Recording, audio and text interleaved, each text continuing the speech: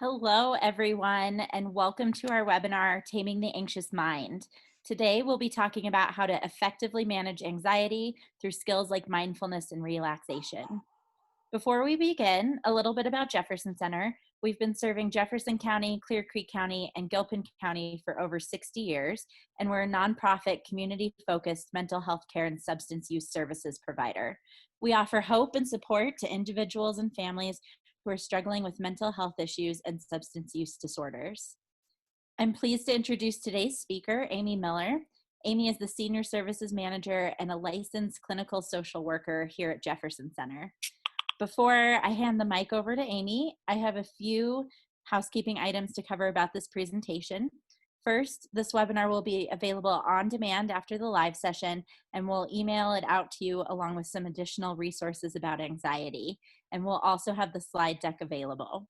I would also encourage you to visit our website at jcmh.org, where you'll find out more information about how to get started if you're interested in talking with one of our therapists, as well as blog posts and information about upcoming webinars on other mental health topics.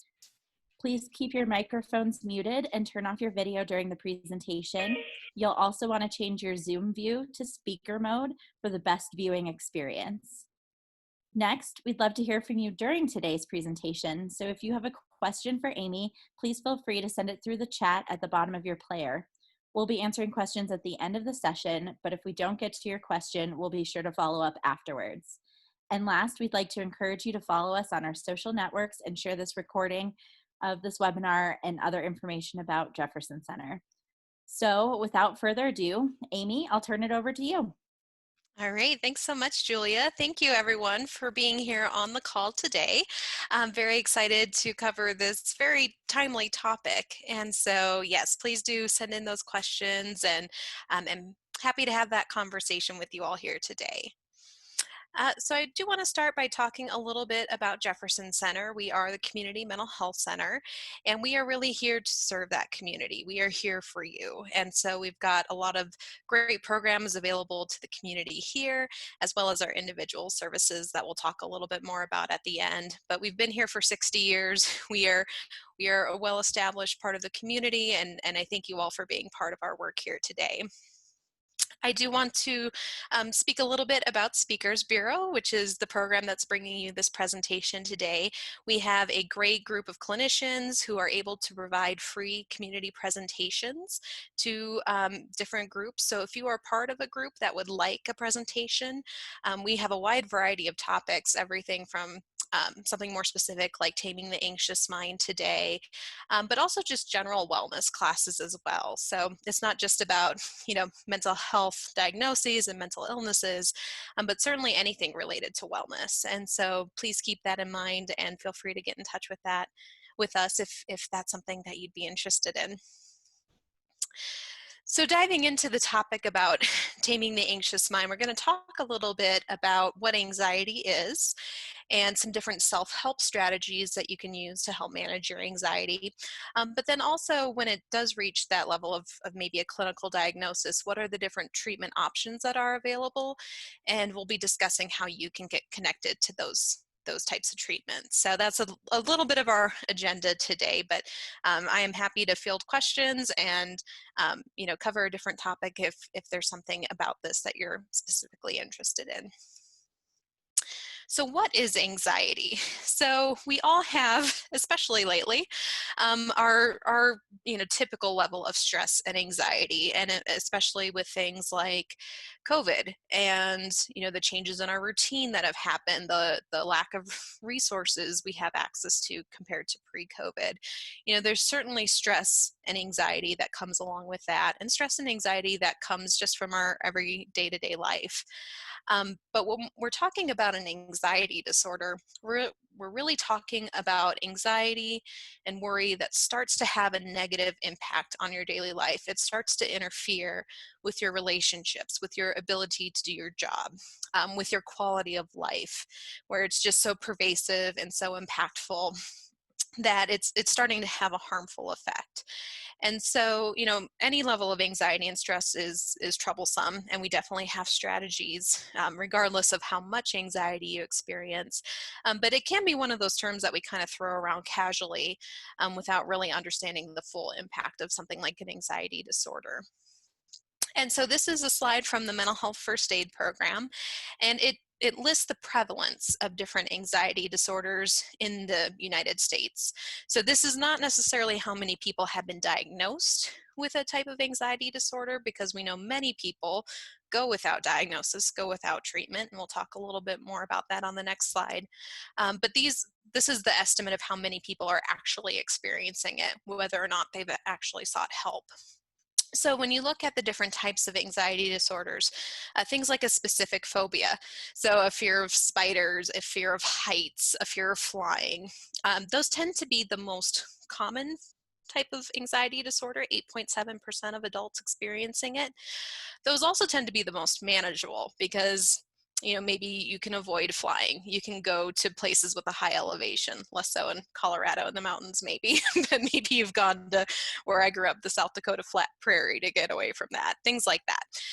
They tend to be more manageable, although they still have that impact on your daily life. Maybe you'd like to take that vacation, but you're too scared to because of the anxiety that flying causes. So you can see there's still that impact. The impact is just sometimes more manageable with those phobias. With social anxiety disorder, this is a fear of public speaking, a fear of being in social situations, which is the next most common, about 6.8%. Post-traumatic stress disorder is that anxiety and those lingering effects that happen after someone has experienced a traumatic event. With generalized anxiety disorder, that's where the anxiety is more pervasive, and you might be worrying about anything and everything, or even nothing specific, but there's just always that level of worry and anxiety, like something awful might happen. And so that's what we would call generalized anxiety disorder. With panic disorder, this is where a person may experience panic attacks, and they may actually avoid specific situations because there's that fear that they may have another panic attack. So, if you were at the grocery store and you had a panic attack, you may avoid going to the grocery store out of fear that you would have another one. And that, again, is where we see that interference with your ability to do your day-to-day activities. Obsessive compulsive disorder is technically its own category, but it's included here, and this is where those intrusive thoughts and then the ritualistic behaviors to manage those thoughts come about. So it could be things like, checking the stove, that intrusive thought that I think I left the burner on, I think that I left the burner on, and then the checking over and over, checking locks, things like that. And then agoraphobia, this is common in the population I serve, the senior services population. But with agoraphobia, that's the fear of being somewhere where you won't have access to help. So basically, it ends up being fear of leaving the house many times. There's that anxiety that you may be in a situation where you would have a panic attack or you wouldn't be able to get help. And so people tend to stay home a lot. And so you can see at the bottom, in any given year, about 18% of the population meets criteria for an anxiety disorder. But you see those numbers don't total up to 18%. And that's because often anxiety disorders co-occur with one another and people experience more than one. You may have social anxiety disorder and panic disorder, for example. So some different information about anxiety disorders. It is one of the most common mental health concerns. For adults in the United States, it is the most common mental health concern. In older adults, it's depression, but for the majority of adults, anxiety is the most prevalent. And it does often go hand in hand with depression. I often compare anxiety and depression to peanut butter and jelly. You sometimes see them on their own, but a lot of times you see them together. And about half the time, people with depression also have anxiety, and vice versa. People with anxiety also have depression.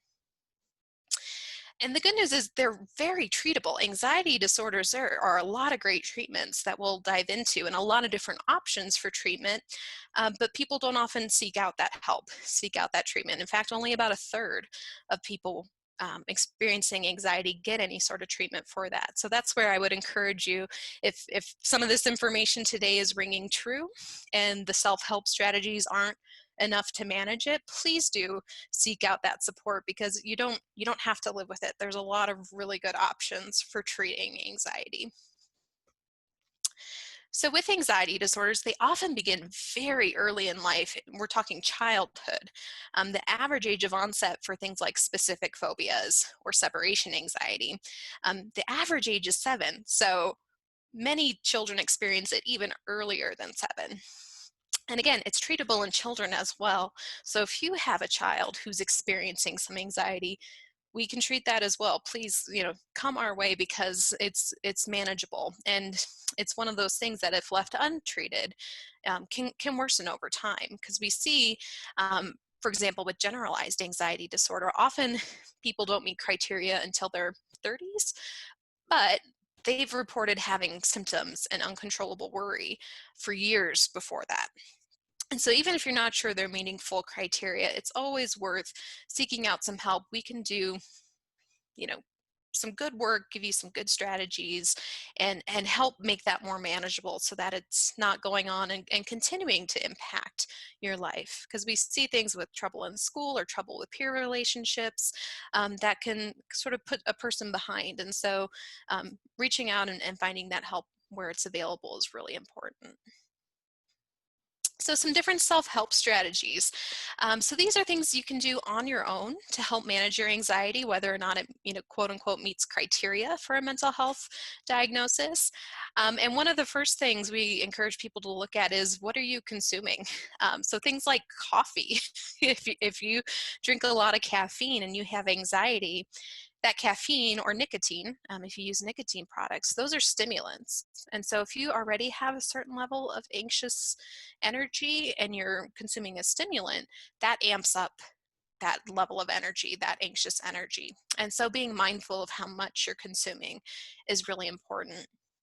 And then also being mindful of things, even like alcohol or marijuana, things that people might use to sort of self-medicate their anxiety, right? Having a glass of wine at a social event, if you have social anxiety, it may seem relatively harmless, but what can happen is you get a tolerance for the substance, and you need more and more to get the same effect to manage your anxiety. And so that's where we see that tolerance growing. That's where it can potentially lead to dependency, or abuse. And so it's important to think about how you're using those substances, and potentially look at other coping strategies that don't have that potential for that negative outcome.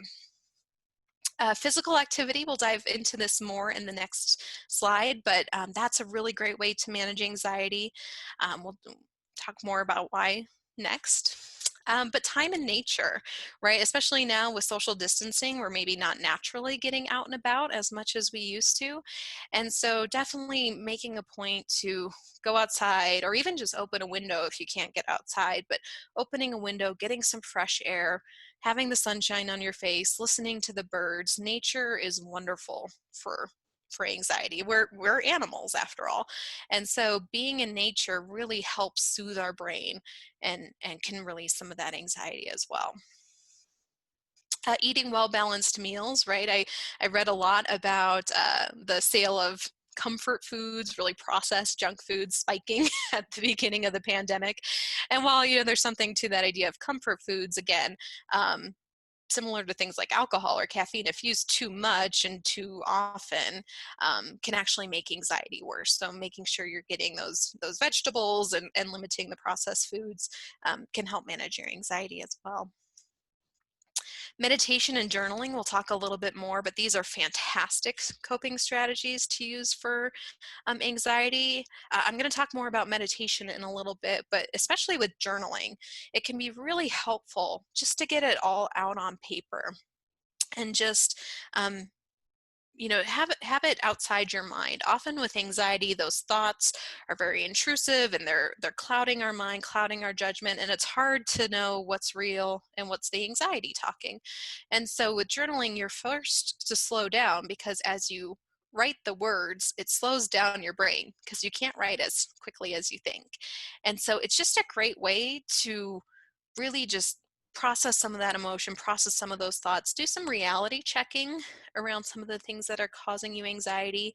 And often when it's out of our head and on paper, it looks much more manageable, or we start coming up with solutions as we're writing. So I would definitely recommend journaling.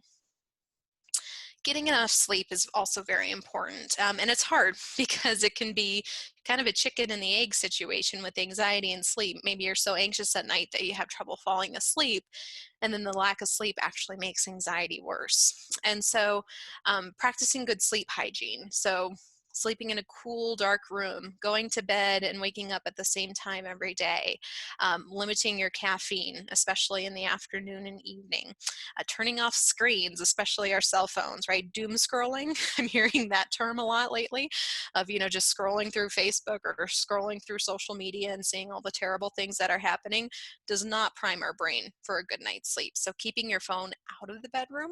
If you need an alarm clock, using an actual alarm clock, but keeping the blue light and keeping the bad news out of your brain before you go to sleep.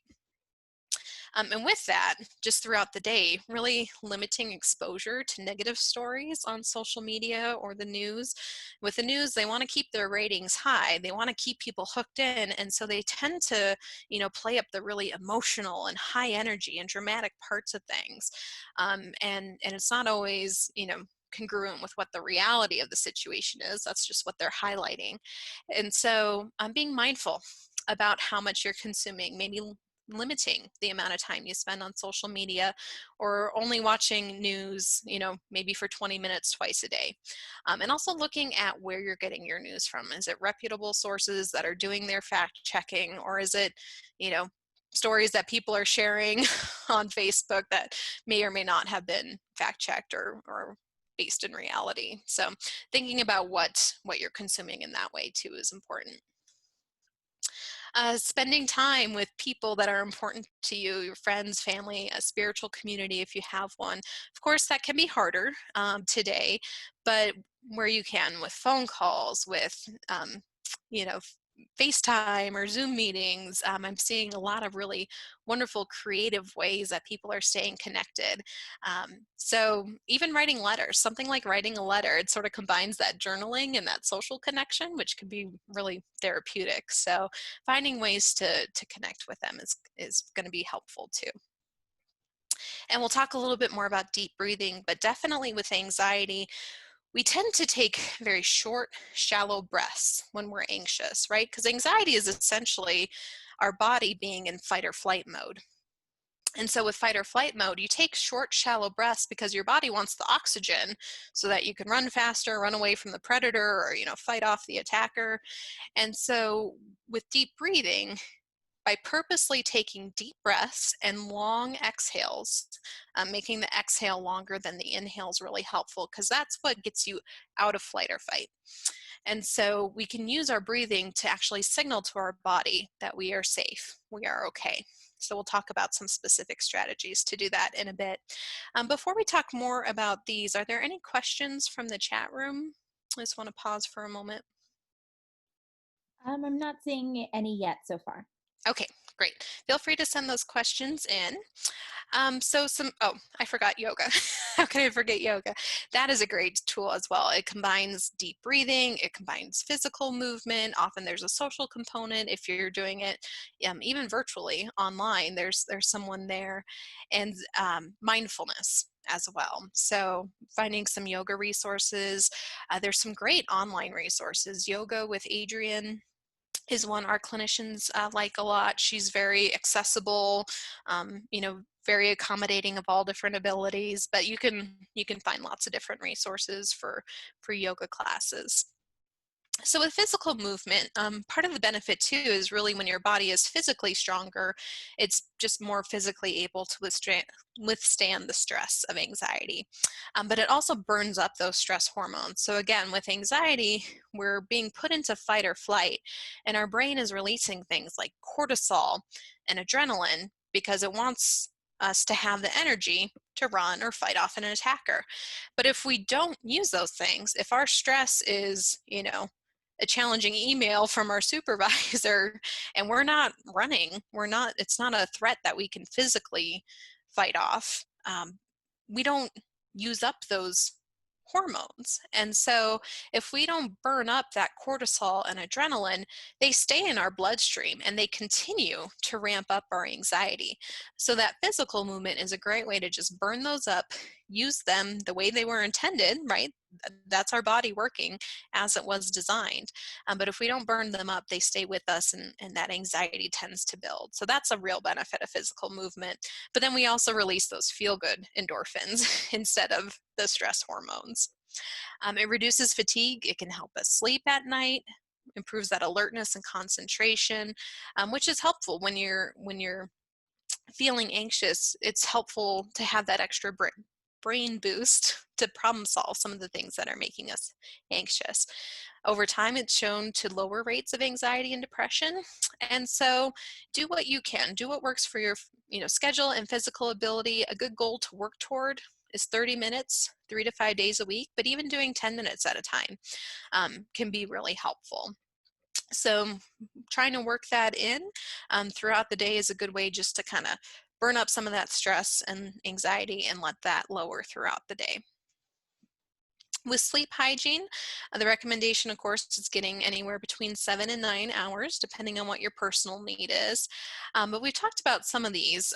Again, with the screens in the bedroom, like our cell phones, it's sort of that double whammy of, the potential to see something stressful right before you go to bed, but also the blue light that comes off our devices, TVs, laptops, cell phones, tablets. Blue light signals to our brain that it's daytime. The sky is blue.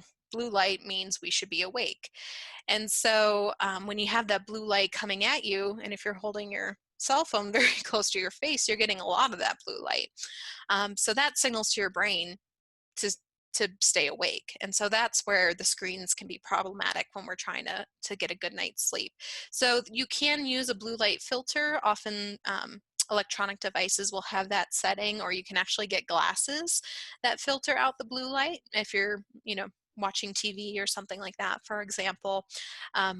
Best thing of all would be just not to use them at all before bedtime, but that's not always possible. So thinking about how you can manage the effect of that blue light can be really helpful. Again, this is hard, especially for a lot of us. Our day-to-day routines have been disrupted, and the things that made us get up at the same time, like our work schedule or getting our kids off to school, or different activities we liked to do, those aren't there anymore. And so a lot of people are sleeping in or staying up later, and that can make getting a good night's sleep challenging, because our brain does learn over time, okay, this is the time I go to bed. If you go to bed at 10 o'clock every night, once you get close to 10 o'clock, your brain is trained to be able to go to sleep. And so if it's 10 o'clock one night, 1 o'clock another night, 3 a.m. the next night, and you're all over the place, your brain never learns like when it's supposed to start shutting down. So waking up and going to bed at the same time every day is really critical if you're having sleep issues. Keeping the room cool, dark, and quiet, getting that physical activity in during the day, sort of that good synergy effect of exercise helps you sleep. When you sleep better, you have more energy to exercise. And also avoiding large meals before bedtime, especially 2 to 3 hours before bedtime. Similar to blue light, if our bodies are digesting food, that takes a lot of energy. And so our bodies want to stay awake if we have a lot of food in our system. And so making dinner a smaller meal, or stopping eating 2 to 3 hours before bedtime can also be really helpful. So different deep breathing exercises. There's lots of great deep breathing exercises out there. You can search for them on YouTube. Nathan Pyle's an artist. He has a lot of great visual kind of cartoons that can guide you through deep breathing. But again, it overrides that fight or flight response. When we're anxious, we take those short, shallow breaths, and deep breathing is like hitting the reset button on our stress level. And it's overrides that signal and signals to the brain that we're actually okay, we're safe. And the great thing is you can do this anywhere. You can do it anytime you're stressed out. Um, Sometimes we'll make it more obvious with like a really loud exhale, things like that. That maybe can't be done anywhere, but certainly you can be mindful of taking deep breaths, breathing into your belly, doing that anytime. And so one technique I like a lot is called square breathing. And I like the visual that goes with it. You can see it here on the screen. But I think of starting down in that bottom left-hand corner. And the inhale is like the up arrow. So I'm breathing in for 4 counts, and then I'm holding for 4 counts, and then I'm exhaling for 8 counts. And so I can kind of follow along with the visual schedule that square offers. But it's great because the exhale is longer than the inhale, right? It's the inhale activates the fight or flight response and gives us energy. The exhale activates the rest and digest system and calms us down. So making that exhale longer than the inhale is really helpful. But we can try this together. So you breathe in with me for 4. So breathe in, 2, 3, 4, hold, 2, 3, 4, and out. 5, 6, 7, 8. Breathe in, 2, 3, 4, hold, 2, 3, 4, and out. 6, 7, 8. In, 2, 3, 4, hold, 2, 3, 4, out. 5, 6, 7, 8. And having you hold your breath is great because it sort of creates that tension similar to progressive muscle relaxation, which we'll talk about later, but it creates a little bit of tension and then release. So that also helps your body relax. Sometimes if you're just feeling stress, actually creating some tension in your muscles and then purposely relaxing them also helps release some of that anxiety. And with the exhale, we want to exhale slowly in a controlled way. You can actually like take a straw and cut it off at a different point. You don't want it super long. But if you're having a hard time getting to that 8 counts because you're just kind of letting your breath go all at once, breathing out through a straw can help you control that exhale and get you that longer exhale. I don't know how loud it is when I exhale into my microphone like that. Hopefully I'm not blasting people away. All right, so another strategy we talk a lot about with our clients is mindfulness. And with mindfulness, there's a lot of different ways to practice mindfulness. It's not really attached to any specific technique, specific religious practice, although a lot of different faiths incorporate some form of mindfulness, prayer or meditation or things like that. But in and of itself, it's not necessarily religious or spiritual. It's really just paying attention and using your senses to connect to the present world around you. And so, like breathing, it can be done anywhere, anytime. So if you start to feel yourself getting anxious, different grounding techniques, we'll talk about one specifically, are wonderful to just sort of ground yourself, bring that anxiety level back down. And what we're talking about is really using your senses.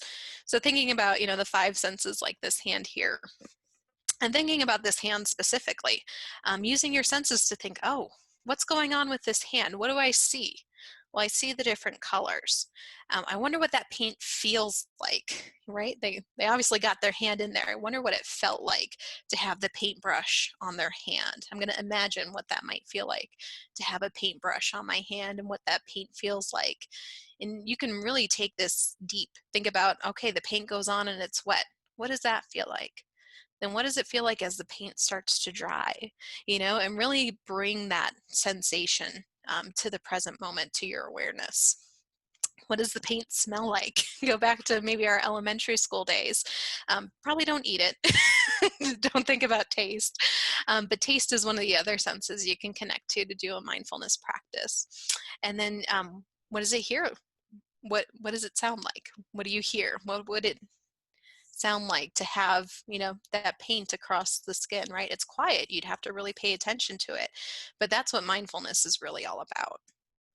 And so there's a technique that we often teach clients, especially those who maybe do experience panic disorders. If they feel that coming on, um, this is a great grounding strategy called 5, 4, 3, 2, 1, where you look at and notice 5 things you can see.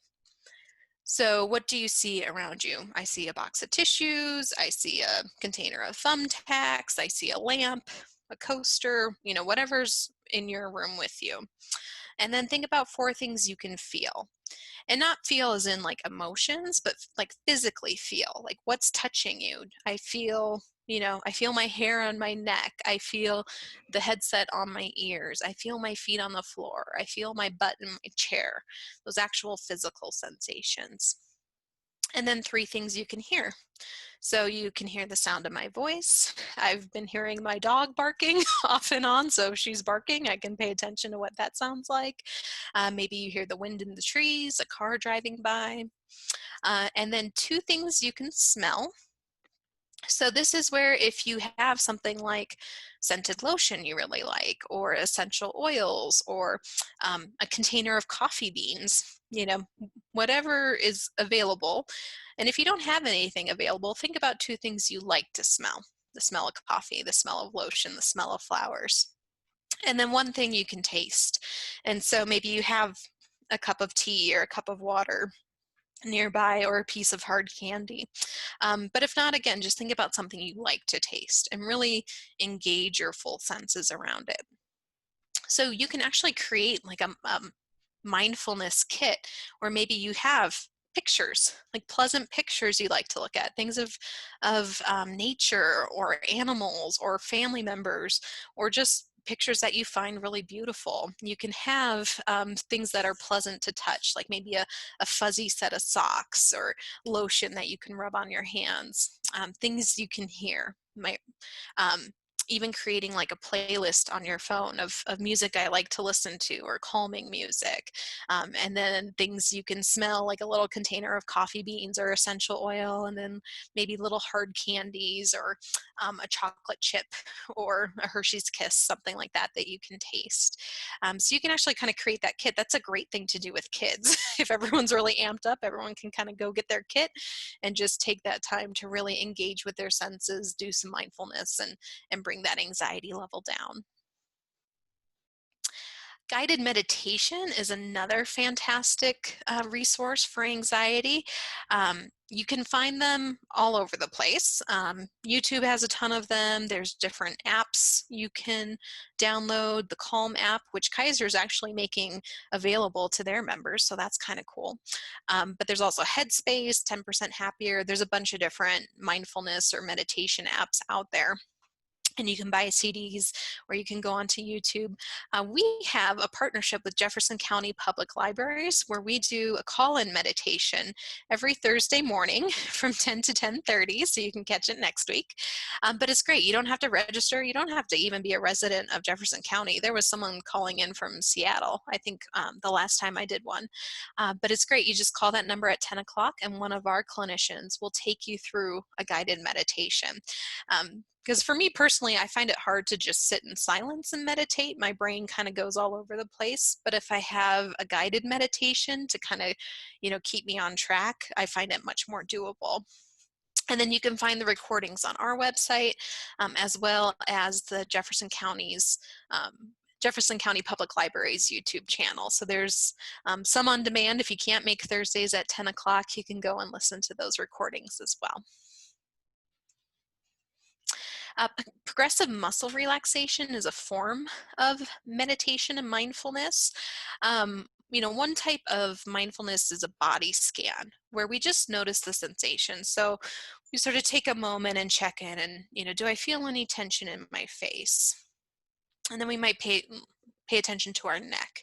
Is there any tension, any sensations in my neck, in my upper shoulders? And we don't really do anything with it. We just notice. We just notice where the tension is.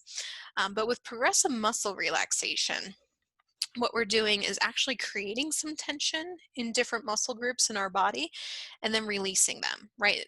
Kind of similar to how we did the deep breathing. We're creating that tension and then purposely releasing it to let that go, to induce that relaxation. So this is great if you tend to carry stress, like in your upper back or your neck. It's also great if you're trying to fall asleep and you're having a hard time relaxing. You can start at your toes and work your way up. You can start at the top of your head and work your way down. But just tensing different parts of your body, tensing the muscles in your face for a few seconds, and then letting that go.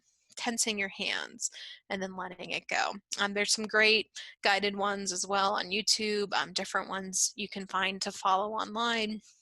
But this is a great form of mindfulness and meditation to just sort of relax your body and get you into a deeper state of relaxation.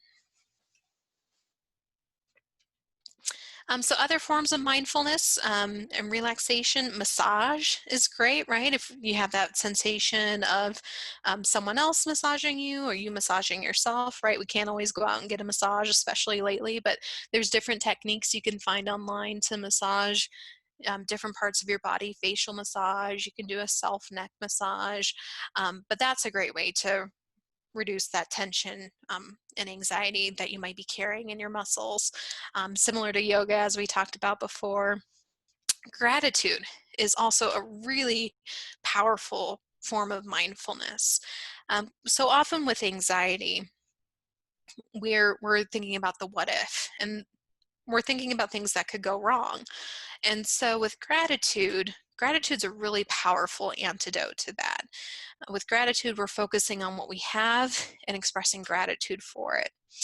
So Brene Brown has a great story where she talks about, looking down at her child who was sleeping, and instantly she was flooded with all of the terrible things that could happen, right? That often happens with parents and with mothers, this fear that, something terrible could happen. And she's found, for her, the antidote is gratitude, because that fear is love, right? It's this deep, powerful love we feel for that person and the fear that something could happen to them. And so practicing that gratitude of, I'm so grateful for my child. I'm so grateful for their sense of humor, for this, for that, has for her been a really powerful way to combat that anxiety that creeps up sometimes. And I've used that myself, but it could apply to anything. And the wonderful thing with gratitude is whatever we focus on gets bigger. So if we focus on all the things that could go wrong, those things take up more and more space in our mind. But if we deliberately make the concerted effort to focus on what's good and what's right and what we're thankful for, that also gets bigger. And you'll notice, take a moment right now to think of 3 things that you're grateful for. The sunny day, the fact that we're starting to be able, I'm grateful I can take my son to the playground. Whatever it might be, think of 3 things you're grateful for. And often you'll notice once you identify those 3 things, you start thinking of other things you're grateful for. And all of a sudden, the good starts taking up more space in your mind. And so, this is a great way to, when you notice yourself feeling anxious or starting to spiral, taking some deep breaths and then doing a gratitude practice. And even setting aside a specific time during the day to do a gratitude practice. Maybe you have a post-it note on your bathroom mirror, and while you're brushing your teeth, you think of the things you're grateful for, or while your coffee's brewing, right? If maybe decaf if you're feeling anxious, but while your coffee's brewing, thinking of things you're grateful for. I've heard of someone doing it every time they hit a red light. They take that as a sign to stop and be grateful. Maybe you're not driving as much, or maybe you drive so much that that's not practical, but finding something where it's that trigger to remind yourself to practice gratitude can be really helpful.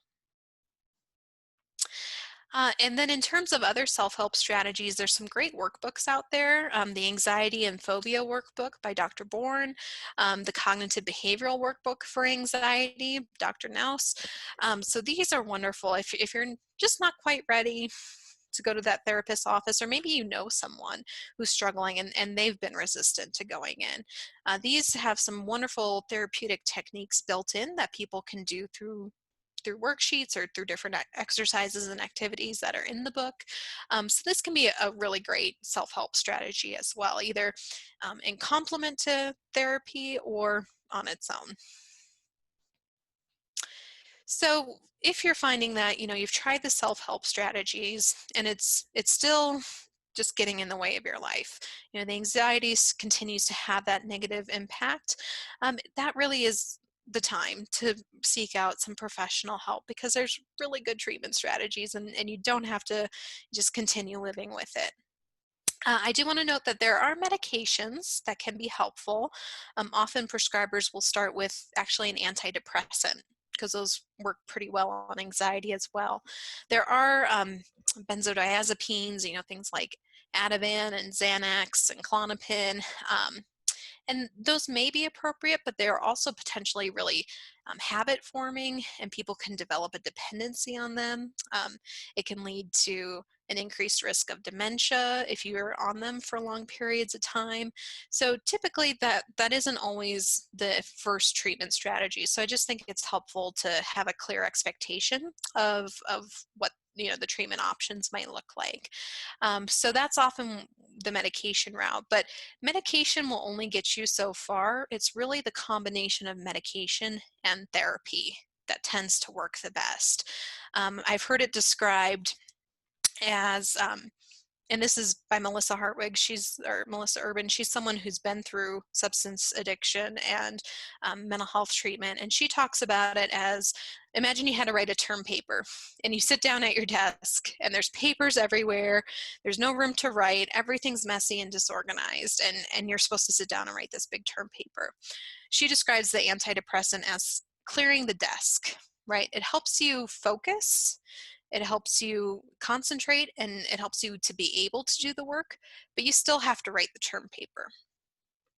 And it's similar with mental health treatment. The medications can help kind of clear the fog and clear some of the clutter in your mind, but you're still going to have to do the work, challenge your thoughts, whatever treatment strategy you end up using, practicing your mindful techniques. You're still going to have to do those things, but the medication makes it easier to focus and makes it easier to actually do those things.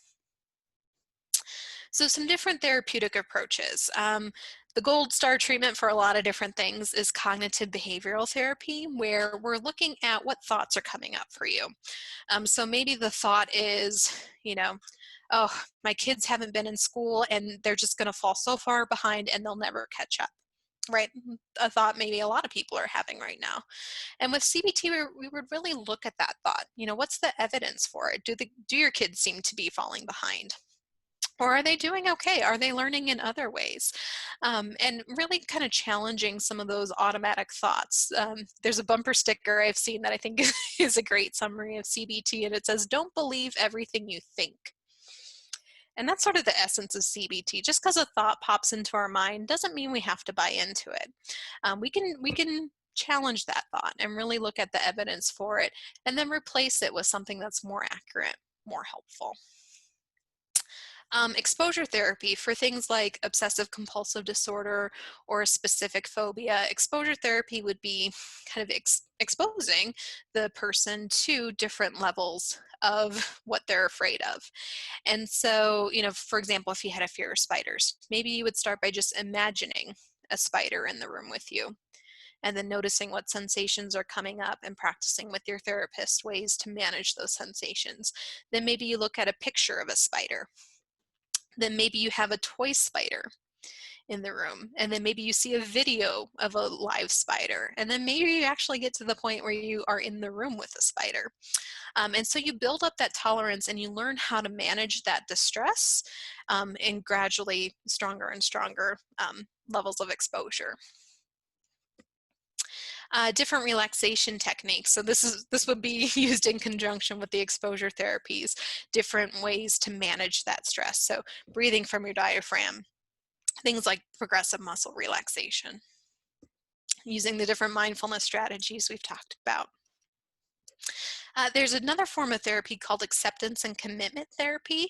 It's related to CBT in that, you're noticing your thoughts, but with acceptance and commitment therapy, you're really tapping into, do those thoughts support the values you have? And it also incorporates mindfulness in that, with CBT, we sort of challenge our thoughts. With acceptance and commitment therapy, we're really noticing the thoughts and then not getting attached to them, really not engaging with them. There's a metaphor that's used a lot in ACT, and it's called, the example would be like seeing that thought on the leaf of a tree, and the leaf kind of floats gently down to the water. There's a stream below, and the leaf floats away on that stream. So you sort of see the thought, you notice I'm having the thought that my kids are going to fall behind. And you just sort of let that fall into the river, and you let the river take it away, and you don't get attached to that thought. You just notice it. And so you'll often use techniques like, I'm having the thought that my kids are going to fall behind. And that just lets you take a step back. Again, we're not buying into the thought, we're not accepting it as the truth, but we're noticing we're having that thought. And when you're detached from it, it's easier to manage it. So that's a very simplified version of ACT, but that's sort of the general idea. And then DBT, dialectical behavioral therapy, is a wonderful treatment approach for lots of different things. But it's really a lot about emotional regulation and distress tolerance and radical acceptance, and a lot of different techniques that are helpful for anxiety as well. So we have these treatment options at Jefferson Center. We serve the entire lifespan, from kids to my program, seniors, with some specialized programs for people who've experienced trauma, veterans and military families. So a lot of great programs that are available to help. And we do offer the individual and group therapy, medication management. But we also have a lot of really wonderful supplemental services, peer support, so you can connect with someone who has experience managing their own mental health condition. They are a wonderful team of people. We use them a lot. Different wellness classes and coaching to learn more specific strategies around things like nutrition or doing a yoga class. Lots of good parenting resources that are out there. We're in the schools, so the kids at school have an option to see someone right there during their school day, and then different options for substance use treatment as well. And especially with anxiety, a lot of times that substance use does come into play as people are trying to self-medicate, and so we can certainly address both sides of that concern as well. And then if you want to just support the work and stay involved, there's a lot of great ways to get involved. I'm certainly donating. We are a nonprofit. Any revenue we bring in goes right back to serving the community. And so we always appreciate that financial support so we can continue to provide these great services. Taking a mental health first aid class, if you haven't already, I teach that, and that's a fabulous curriculum. We're working on getting it offered online. I think there's more information coming next month on that. So stay tuned. But then also, attending the webinars and sharing our good work and our information. So there's the website there if you'd like to have more information.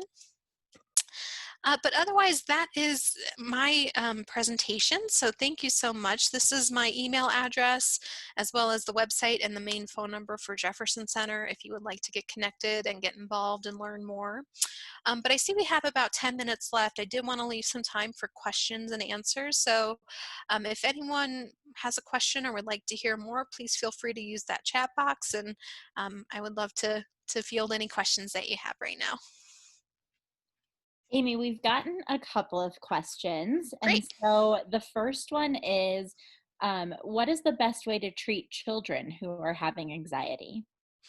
Yeah, and it's not something I can completely speak to just working with seniors, but play therapy is often what's used, in terms of just sitting down with the child or even the adolescent sometimes. But often kids will act out in play, and play is how they learn. So incorporating different forms of play therapy where they can act out what's happening with the dolls or with the toys and things like that.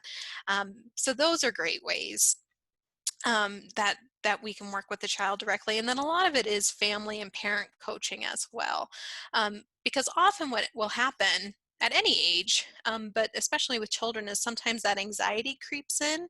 And so we accommodate it and we say, okay, well, you don't have to go to school, or you don't have to do this thing.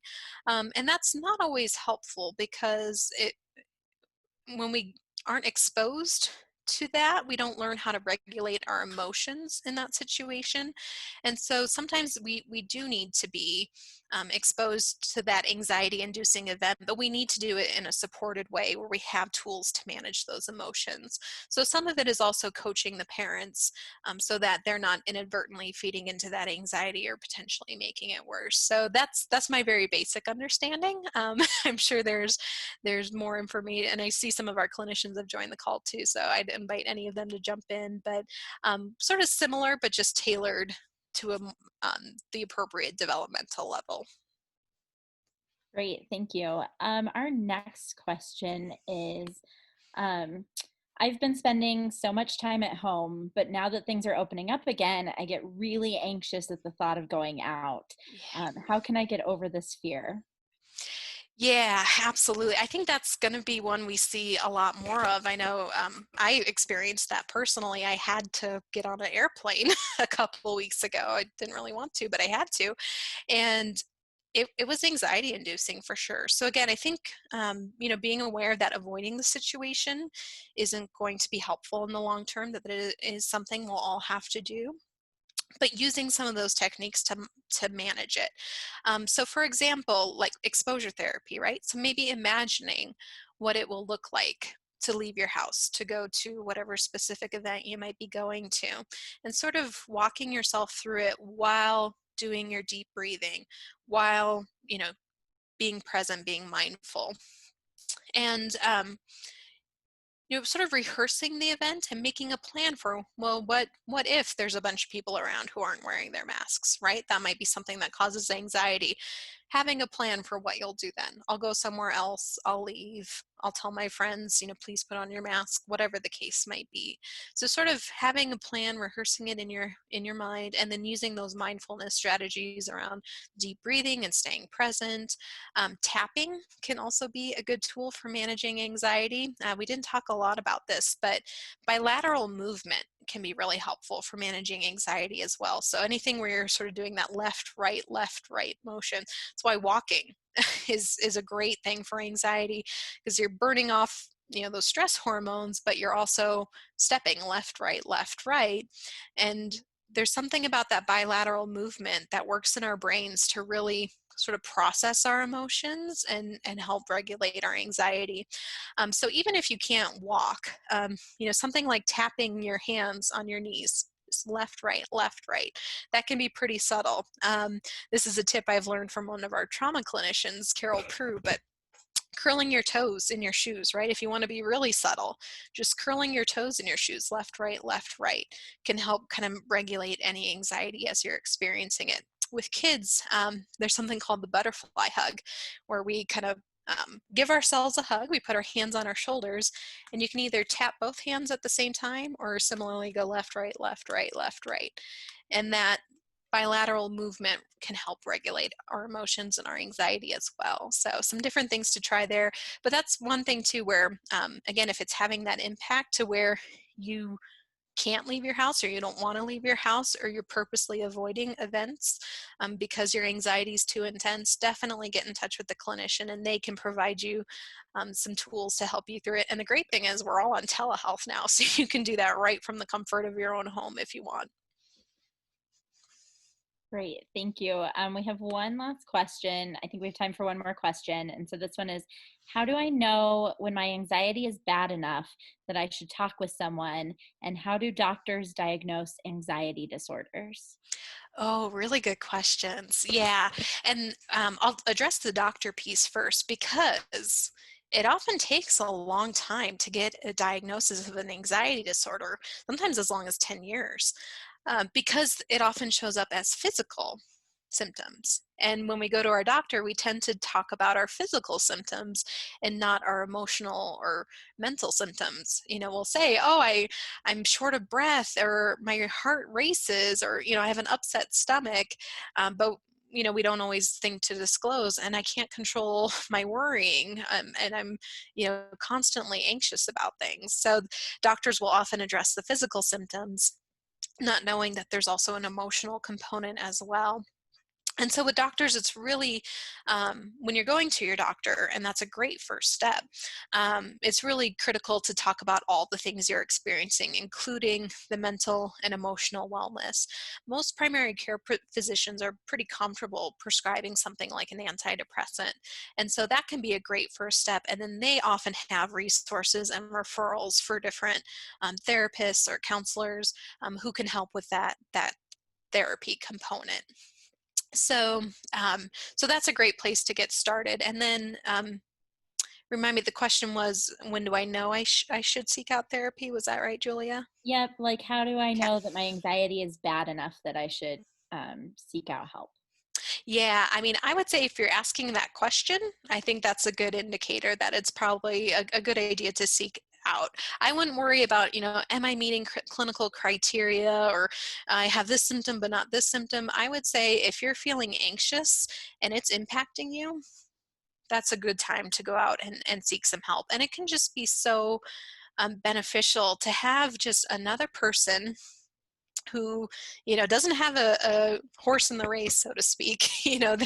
They aren't your spouse, they aren't your partner, they aren't your mom, they aren't a friend who maybe has their own opinions about what they think you should be doing, but someone who's objective and who's trained to just really help you sort through things. Because with therapy, it's not that the therapist is going to come in and have all the answers, but they're going to listen. They're going to ask really helpful questions. They're going to help you make the connections and help you identify what resources work well for you.